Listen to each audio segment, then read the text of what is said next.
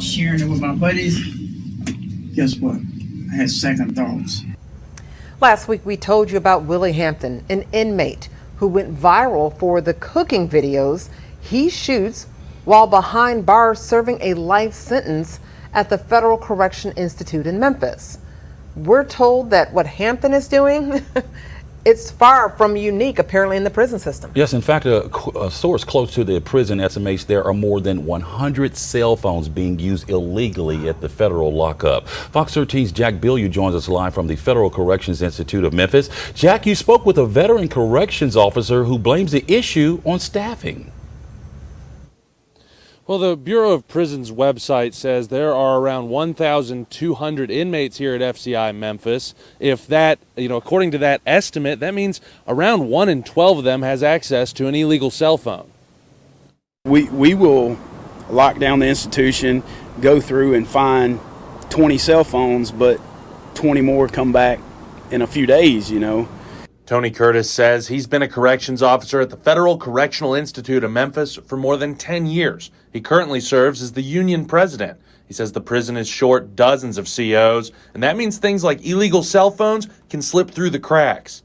You got staff working 16 plus hours, 4 or 5 days a week, and they're tired, sleep deprived, and we just things happen, For Curtis, the fear isn't that inmates will post cooking videos to social media.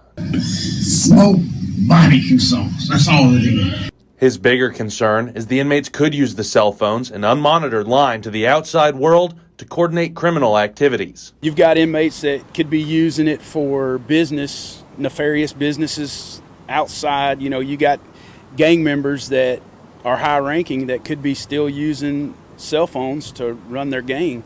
Curtis says phones and drugs make their way into the prison by being thrown over the fence or even being flown in by a drone. We've seen drones at night dropping stuff. We've actually found some that are that have crashed in the middle of the compound. He says he's already seen those situations turn violent. So when you try to get the cell phone from them, they're going to do what they have to do. Sometimes, and that means pushing an officer to the ground or hitting an officer. We had one male that had to go to the hospital and get stitches because he caught an inmate with a cell phone.